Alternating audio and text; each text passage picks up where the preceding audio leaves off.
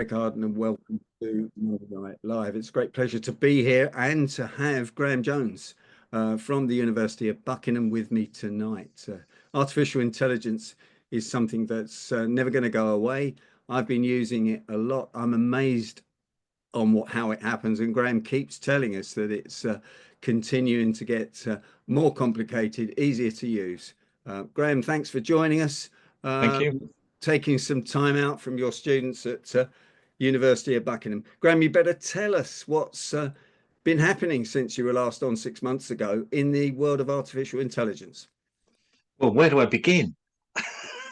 Because actually, I'll begin with a talk I did last week. And whenever you're invited to speak, they ask you to write an introduction. And my introduction said, Graham has asked me to let you know that everything he tells you now could be completely wrong by the time he's finished his speech. Yeah, and that was just to make the point that things are changing so rapidly in the world of AI that it is almost impossible to keep up. So anything I tell you now will probably be wrong tomorrow, because something else will have changed and something else will have been invented and something else will have happened and people will have found out things. I encourage everybody to use AI. It's a tremendous time saver and can do things that we could do ourselves with human intelligence, but it would take us a lot longer to do than with the support of AI. So I see it as a support tool, an advisor, a friend, somebody to brainstorm with, to help me do things that would take me a lot longer. And I was just talking to Derek before the call began about the fact I've got a lecture to do tomorrow. And I will just produce some slides, putting in all the theory and all the relevant content that I need to produce. And then I look back at what I've written and I thought, blimey, Graham, that's rubbish. Because the theory's fine, the material's fine, but there's nothing for the students to do. And I thought, these students are not going to sit there for 2 hours and listen to me rabbit on about these things. So I need some activities. Now, I could sit down, traditionally, I would sit down with a set of slides, think about all the activities, think about the options, think about the kind of workshopy kind of things I could do, and develop those and add them into the presentation. That might take me half a day.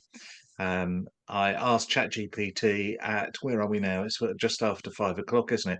I asked ChatGPT at about 4:30. And I had two excellent activities all mapped out with all the instructions for the students by 4:35. And they were two very good activities that I may have thought of myself, but it would have certainly taken me longer than 5 minutes to come up with those ideas. So it's that kind of thing that I'm using artificial intelligence all the time, and I encourage people to use it. But beware, artificial intelligence is not perfect. Mind you, human intelligence isn't perfect. Yes, artificial intelligence is as imperfect as human intelligence. So, for example, today, Deloitte are going to have to pay back something approaching $400,000 Australian dollars to the Australian government, because they produced a report for the Department of Employment, I think it was, might be wrong department, but they produced a report for them, and they've discovered, people reading the report have discovered that various elements of it have been made up. And it turns out that they relied on artificial intelligence to help them write the report and didn't notice that artificial intelligence had made a mistake and included that mistake.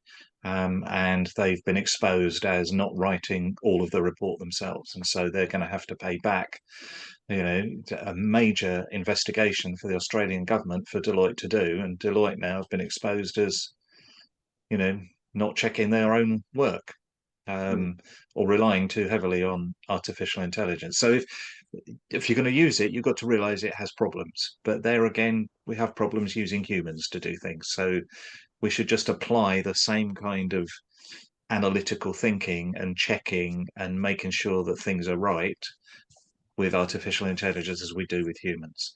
Graham, However, Should we be frightened of it? no, Because it no, seems not to at be all. moving so quickly. Yeah. I do wonder about it every time I use it. And this morning It, I wondered about it. no, don't be frightened of it. If you're frightened of it, you won't start to use it. Um, and there will be limitations, but yeah, I'm much more frightened of people than I am of artificial intelligence. Yeah, but my mum always used to say to me when I was a kid, we lived in a small village, and in the village, to go to school, um, we had to walk past the churchyard, which was right next to the village school. Like a lot of villages, you've got the church and the school and the pub all in the same area. Yeah, the pub was always close to the church in every village, and you got the pub there. And of course, I was small and I was frightened of walking past the churchyard. And my mum always said to me, "You don't need to be frightened of dead people. It's the living ones you've got to be frightened of." Yeah, which I thought was excellent advice. And it's the same for artificial intelligence. Don't be frightened of artificial intelligence, but be um, careful about how people use it and what people are doing with it. That's what we've got to think about. So the people that use it, not the artificial intelligence itself. Wow. So what are the new bits? I'm now using ChatGPT 5 because you told me to last Yep, time instead of ChatGPT 4. It's yep. quicker, pretty It's quicker. It amazing. gives more depth. It checks more facts.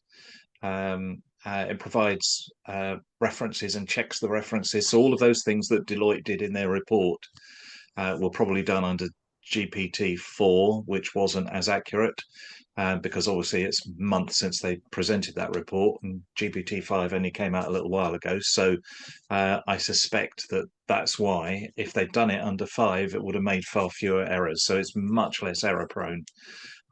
Gemini is less error prone than GPT-5, it seems. But to some extent, I think that depends upon the subjects that you might be looking at. But the what's called the hallucination rate, where these things hallucinate things, is getting much smaller by the day. Because it's learning all the time, it's learning and realizing its own mistakes. And today I asked it to do something. I asked it to draw a diagram for me because I thought I haven't got time to draw the diagram. So I asked it to draw a diagram and I gave it the facts and figures I needed. And it came back and it said, "Oh, here's the diagram." And there was no diagram. And I went, "You haven't given me an image." And I went, "Oh, no, sorry about that. I was a bit ahead of myself. I'm still drawing it." Yeah, so it had told me here's the diagram, but actually in the background it was still drawing it.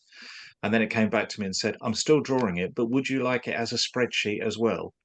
So to turn the diagram into a spreadsheet, so it did that. So I've got a nice little spreadsheet of the data, and then it's produced the diagram as well. But it knew it was going to produce the diagram, but used the wrong words. So instead of telling me, the diagram will be with you in a minute or whatever, it said, "Here's the diagram." Because obviously it was doing the diagram. It got its language muddled up and I had to correct it. It will have learned from that correction from me that you can't tell people here's the diagram if you haven't actually yet delivered the link to upload the diagram. So it'll have learned that and it won't make that mistake with other people now. Oh, not just with you, other people, because it does remember me, doesn't it? Yeah, it My remembers. work. You can switch on and off these memory things in the settings. So you can decide what it remembers and so on. I haven't switched anything on and off. Maybe So there's, you're using the default settings. is that good or bad? Um, it depends on your ethical perspective. What does that mean?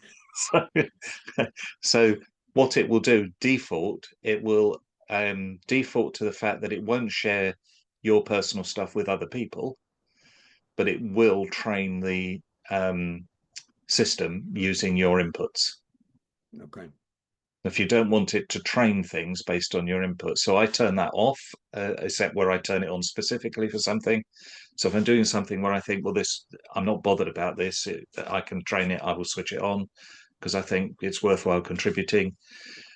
Equally, for a lot of things, I'll keep it switched off and keep it switched off because there might be information that I'm using that I don't want to be used to train anything with, And confidential information, for example. is that specifically because of the University of Buckingham? That's right. So there's copyright issues. You might have intellectual property issues. You don't want to share information about your business and your business ideas as a training method, because the thing is then that what you've put in there could appear as words in somebody else's output that they've got. So if you're trying to protect yourself, switch that off. So it's in the settings of ChatGPT. Yeah. So no one's going to be able to sue anybody for plagiarism then, really, are they? Because I remember somebody in the Speaking Association copied somebody's website, and there was a hell of a row 20 years ago. But now, presumably, it's game on, is it? Well, in fact, that's an issue that's worthwhile exploring, because one of the big problems at the moment with AI is called advertising hijacking. And so what this is, so this is a big problem in the world of marketing at the moment. So in marketing, a lot of people will run adverts on Google or social media, and those adverts are designed to take people back to a landing page on their website where they might sell a product or a service or use it as a lead generation device. That's fine. Yeah. So, if you've spent money on Google ads, for example, you create an advert, people click on it, you pay for those clicks, and they come to your website, and hopefully you sell something as a result. Fairly typical kind of online advertising, online marketing thing. With artificial intelligence, what I can do is recreate your advert in such a way that it appears to be like it's from you, but it's not, it's from me. So what will happen then is my advert will appear in Google, in the Google advertising sponsored links bit. My advert will appear rather than your advert, because the artificial intelligence will have also worked out what you're paying, all of the data about what you're doing and where you appear and so on, and then we'll have worked out how to bid better so that I appear above you. What happens then is people think that they're clicking on the advert for you. They're not, they're clicking on the advert for me.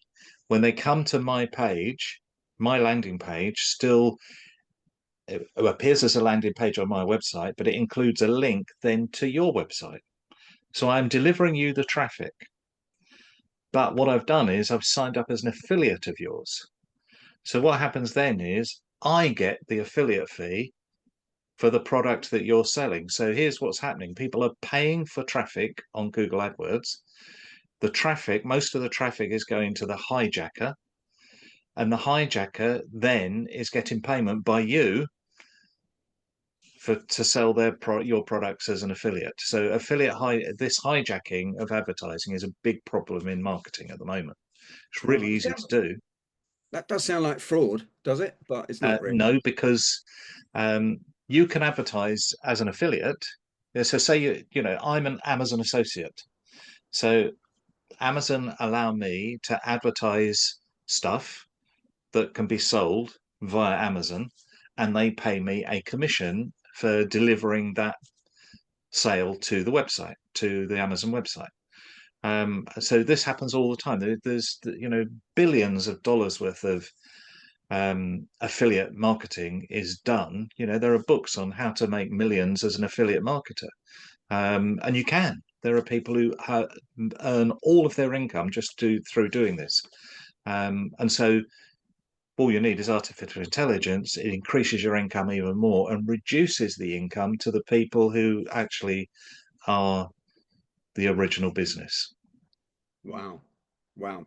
So we're going to move on now out of ChatGPT to Argenti, Notebook LM, and B, or what comes next? Well, B, that takes us on to a whole new subject, which is about wearing artificial intelligence. So this is going to be the next, I think, significant thing that's going to happen relatively quickly. And given that B is a device that you can either wear it on your wrist, a bit like a Fitbit, a fitness tracker, or you can unclip it from the wristband and just, clip it to your lapel. And what it is it's a device that just listens to everything. So if I were wearing it now, it'd be listening to this conversation. And then it will be working out what it needs to tell me as a result of this conversation.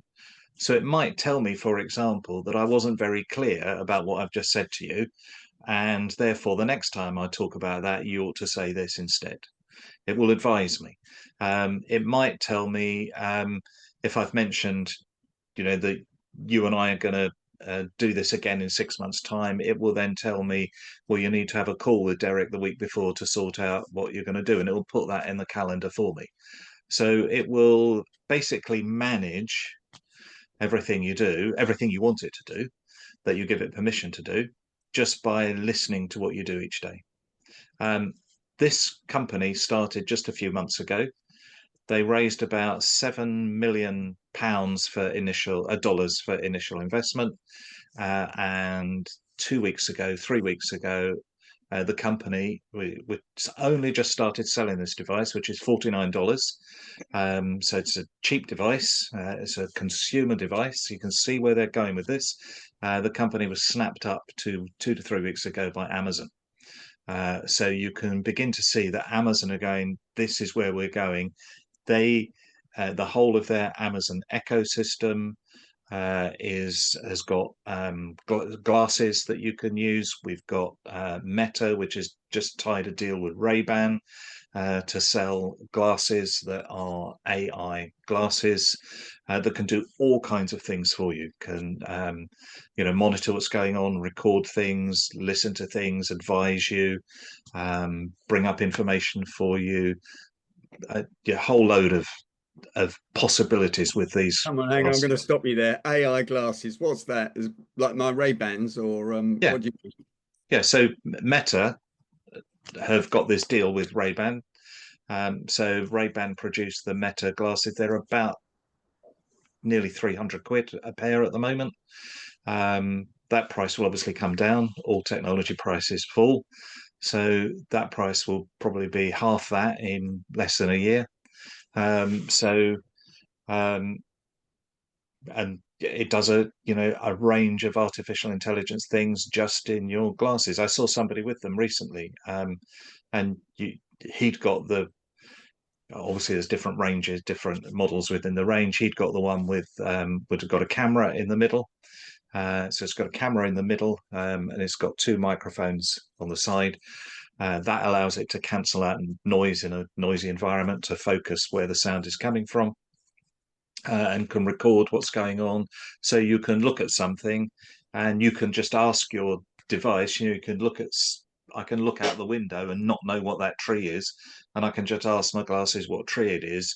And it can tell me what tree it is, and it can maybe show me the web page in the glasses so I can read all about the tree that I'm looking out the window, Okay. um, just by you saying, what's that tree?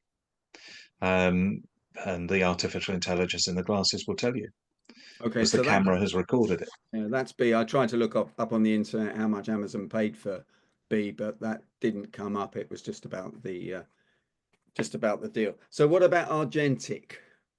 Agentic AI, Agentic AI. agentic, so it's where the AI acts as an agent for you. So it's acting as an employee. That's significant at the moment. So as an example, normally at this time of year, many of the students from universities would have graduated in the summer, and they would have been starting their graduate traineeships about now, September time. And they start on their graduate trainee programs, which, depending on the company, will last a year or two, to bring them into, junior management positions within the corporate world. Normally, you'd expect the big four accountancy consultancy firms here in the UK, they would be advertising that a lot and would be attracting around 200 to 300 graduate places per year. And I can't remember which one it is, but one of the big four made the decision several months ago that they would have no graduate trainee program this year. And the others dramatically reduce the numbers. And their reason for doing that is they don't need those people anymore because AI agents are doing their work. So British Telecom announced when ChatGPT came out, you might remember that British Telecom announced that they were going to get rid of 55,000 people from their payroll by 2030. And of those 55,000, 15,000 they estimated at that time would be replaced by AI. And a few months ago, they announced that it wouldn't be by 2030, it would be by 2026. So because at that time, agentic AI was only an idea, now it's a reality. And so consequently, they can replace many more people doing things that you couldn't do. So in marketing, a year ago, I was looking at some figures earlier. A year ago, only 37% of marketers were using artificial intelligence. The latest figures show that a year later, it's 60% of marketers are using artificial intelligence. And of those, most of those obviously have been using artificial intelligence for less than 1 year. So it means, 6 out of 10 marketers are now using artificial intelligence, and a lot of them are using agentic AI to do things like, for example, monitor social media, look at any comments that have been made, to then reply to those comments, because one of the important things about social media, and this is often forgotten in business, is that it's social media, not just media. So it isn't just posting your stuff on Facebook or LinkedIn, it's being social, it's interacting with people who interact with your media. So if you don't respond, people think they've been ghosted. They think you're ignoring them. They think you don't like them. So actually you need to respond, but to respond, if you're a big brand, that can be overwhelming because you will have millions of comments, millions of things to deal with every day. And so consequently, if you're a marketer, what you really want is somebody to answer those for you. So agentic AI can answer those, can report back to you the answers it's done, can give you suggestions about what to do as a result of whatever discussion is going on, can produce you new content to match that interest and upload it for you as though it's an employee doing the work. So many marketers are now doing that using all of that agentic AI to enable them to cope with the sheer volume of stuff that's going on in social media. The only other way is employing lots of people. And I remember years ago when Twitter first came out that Starbucks had 145 people on its staff who only did Twitter. That's all they did. They had another team for Facebook, another team for LinkedIn. They had 145 people on their payroll over in Seattle just doing tweets. I suspect that's changed now because that was in the early days of Twitter and them trying to establish themselves. Graham, will you be able to tell if it's answered by a bot or AI if you get these answers, or if you complain or whatever? Because With a traditional bot, you would have had to have put in all the comments and all the answers first, and then it would choose which one to do. So that's why we often saw those bot replies as literally robotic. But the artificial intelligence is not doing that. It's generative AI. It's writing its own replies. And in studies looking at, for example, where you ask patients of doctors to have an electronic conversation, computer-based conversation with their doctor. So you ask the doctor some questions, and the doctor replies live using it's a research system, but it's basically to see how you have a conversation with your doctor. And then you ask ChatGPT the same questions, but the people don't know it's ChatGPT.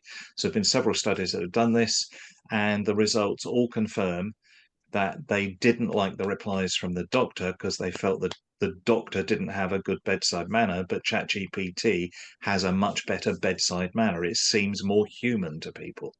So if that tells us that it is able to actually, once you start having a conversation with it, it starts to get to know you, it starts to use phrases and so on. It's a bit, one of the things that you talk about, Derek, is NLP, isn't it? Yeah. So there are various things in NLP like mirroring and echoing back what people are saying to you. So one of the ways we relate to people in the real world is we start to use their phrases in conversations back with them, because that's showing we have a greater connection to them. We do that often without realizing it. We start to use their turn of phrase. So it just shows it's about building rapport, that rapport bit of NLP.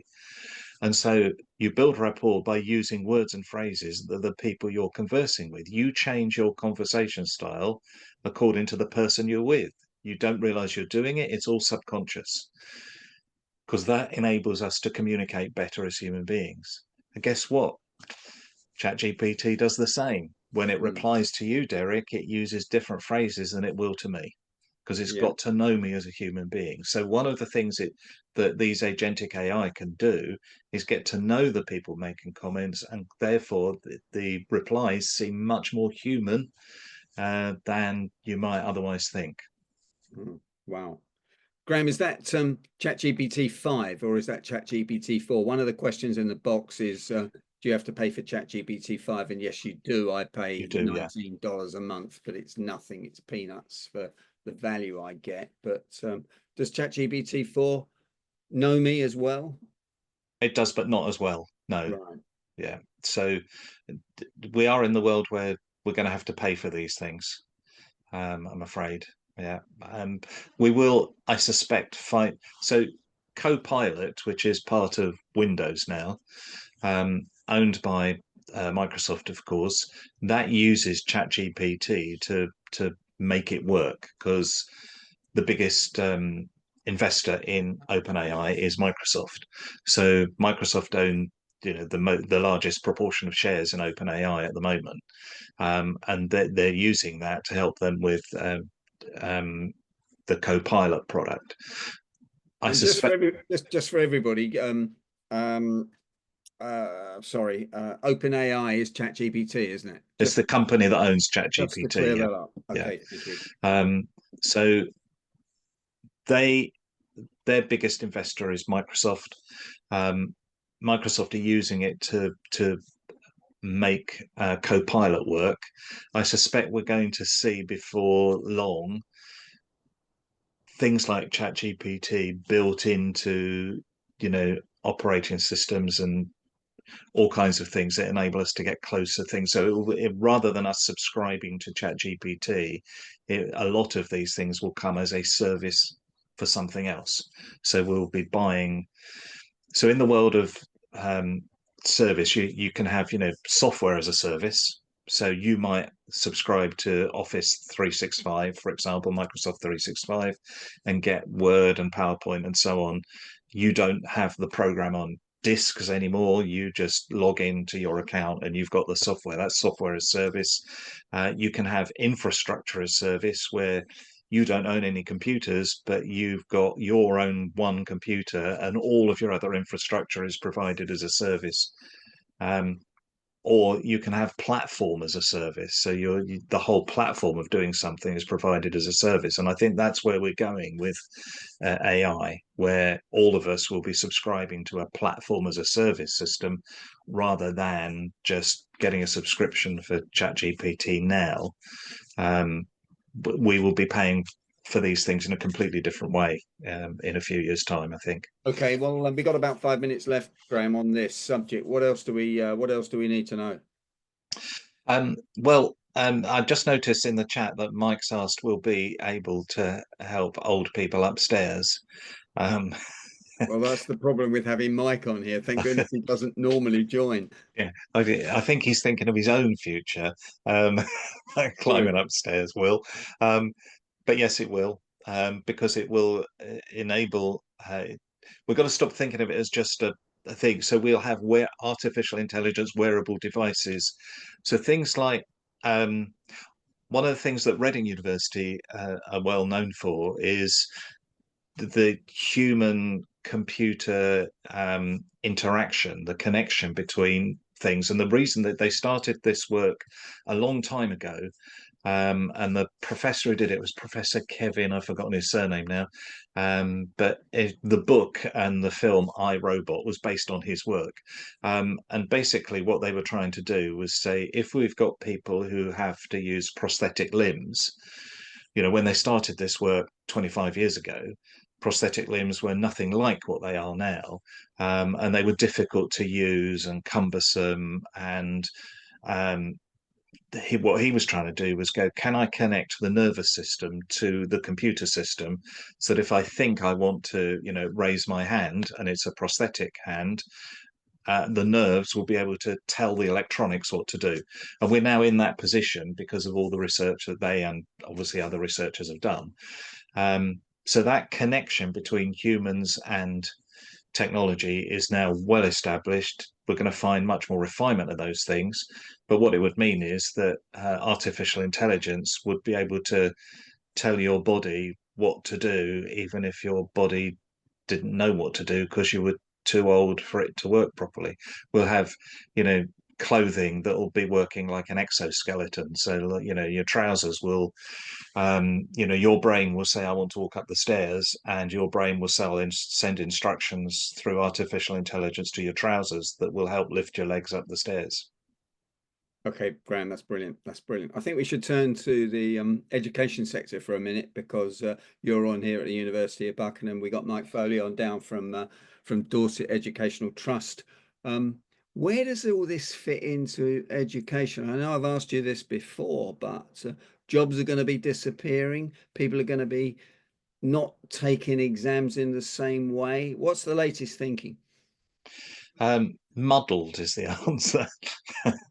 um, so, I mean, there are lots of problems certainly in higher education that are nothing to do with artificial intelligence. They're to do with funding and government decisions about visas and so on, which are dramatically affecting education both here in the UK and in the USA, with the desire to not give visas to certain people who would then come and be educated and so on. So there's this kind of we don't want foreign students attitude in many governments at the minute.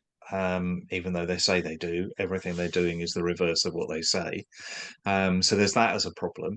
There's the whole funding of higher education. I saw a graph the other day about the amount of student debt in the United States, and I think it was $1.7 trillion of student debt in the United States. How's that ever going to be paid back? How is that ever going to happen? And the most of the student debt in the UK doesn't get paid back, so the taxpayer is forever funding it. So there's whole issues with the model of higher education around the world, that's causing problems in how you fund it. But on top of that, you've then got artificial intelligence, which means, can we trust the work that students create to be their own work, or did ChatGPT do it? So that's a never-ending problem. The answer, which then relates to the funding issue, the answer is to actually have students talk to you. So do what we call vivas. Dr. Atkin had a viva not so long ago, didn't you? Yeah. So where What's a viva? A viva, a viva or a viva, a viva voce, live voice, Latin for live voice. So what it means is, so when Kate did a PhD, she had to go but it's called defend it. Ridiculous term. Yeah, you have to go and defend your PhD in person, and you're quizzed about your PhD or anything. We do it with MBA students and MSc students for their dissertations. So you have to say, you could be asked anything basically, and if you don't know the answer or you can't explain it, then that tells the person that you are with, that's doing the viva, that you might not be the person who did the work. And so it's a way of authenticating the person who did the work.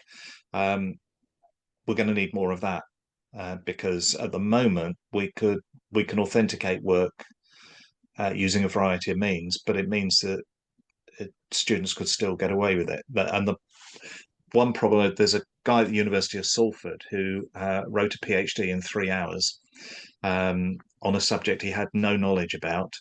He created all the data using Amazon Mechanical Turk. So if you don't know about Amazon Mechanical Turk, it's an Amazon service that produces data. So he asked it to produce data on a subject he had no knowledge about. He got a PhD written It took him 3 hours to do that one. He was quite upset that it took him so long with ChatGPT to write it. So he tested ChatGPT again, having learnt a few things about prompting it and doing things. And he then wrote 15 PhDs in the next 3 days.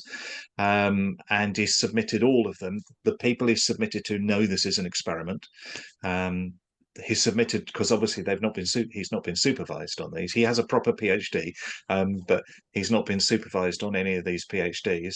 He submitted them for as though they would be defended to people who know the subject, and then he's going to defend those PhDs, but he's insisting that he only does it over Teams because he has an app on Microsoft Teams that when the person is asked when the person who is asking the questions asks the questions, ChatGPT will come up on Microsoft Teams and tell him what to say as the answer. So he will be able to. His theory is that he will be able to defend his PhD, even though he knows nothing about it. And then the people who are doing this are just going to go through the process, their normal process of doing this, to then say, would they have awarded the PhD? He's only doing this as an experiment to show people that actually you can't, if you're going to defend of any academic work, it has to be done in person. You cannot do it electronically because even that can be cheated. There's the problem. If you're Manchester Business School and you've got 800 students, undergraduate students, and you've got to get every piece of work defended, how practically do you do it? Yeah, I'm at a small university. Yeah, well, I have in the business school, we may have 120 students at any one moment. That's easy to do. 120 students, we can divide them up amongst us. We can, we can manage that small number. Big university, impossible to manage that. So actually, Wow. this is a real threat to big universities, not smaller ones. Graham, in the last 2 minutes of this interview, tell us about your son, Elliot, who's a very smart guy, works for Amazon, and professional speakers like you and I, we may be redundant, really, mightn't we? Because he I don't was think you'll writing ever be redundant, Derek. he was Uh, writing the script for but the mind you, report. I was going to show you some slides to tell you where you need to think about this in terms of how you get your work. Do you want me to show you those slides? Because that might be a bit more. If you got Um, them there, let's have a look. Yeah, I'll just show you this because I think this is. Oh, I can't share. I need to send a request to say, can you turn sharing on? yeah, I've done that. On that? But Okay. basically, Elliot was traveling all over Europe, writing the scripts for the managing directors of Amazon in different countries, wasn't he? No, he was just telling them what they needed to know for their presentations. That's all. But if you look at this slide, yeah, you can see that, can you?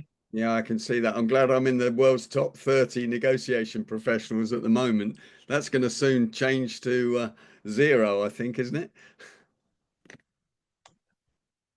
No, well, that's the point. Yeah. So if you should see the um, Google search here for negotiating Yep, we've got expert that. author with you at the top. Yeah. Yeah, yeah. So this is just what I typed in earlier. Negotiating expert author, you at the top.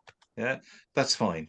But you're not really at the top. Yeah. You are the first of the blue links on the page for that thing there, for that What does that mean? phrase. Yeah. So the blue links. Yeah. This is a search engine results page, a SERP.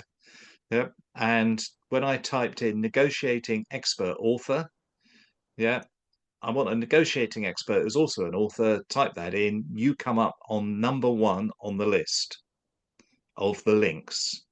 The problem is you are not top of the page because top of the page is this, the AI overview.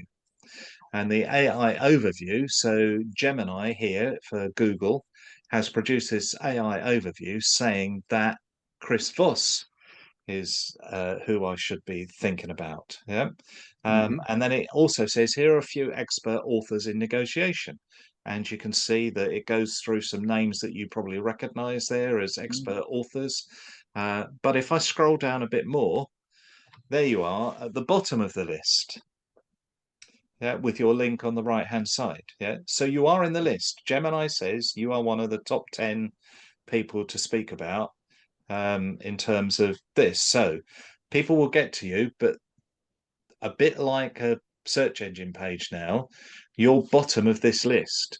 And your bottom of this list, people are going to stick with the top, a bit like so. In the olden days, when you were top of the list, that's fantastic.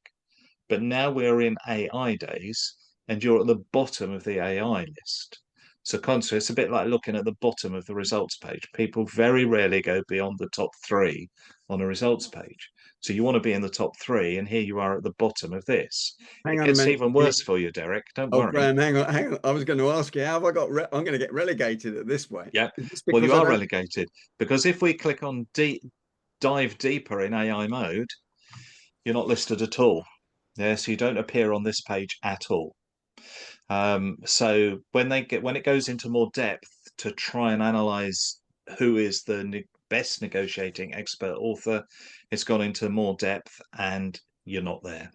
So this is what, but don't worry, Derek. I'm only using you as an example because this is happening to all of us. It's happening to everybody and every business. Here's what's happening. Yeah, this, I'm afraid, is the end. Yeah, worrying about being in search engine results, all of that, it's over. Yeah, because the AI bar is now the bit that's most important, and so consequently, I'm afraid that if you're relying on search engine optimization, you're going to be nowhere. And when I looked at some of the data, Derek, Chris Voss, if you just type in negotiating expert author, he has 233 links provided by Google. Yeah, you have 178. Yeah. However, you have, and this is good, you have 5,808 followers on LinkedIn, but he has 112,000. So what that means is that artificial intelligence looks at all of that data and goes, well, we've got many more links on Google to him, about another 30, 40%. Therefore, he's much more important than this Derek Arden guy. So we're back to where we were probably 10 years ago, 15 years ago.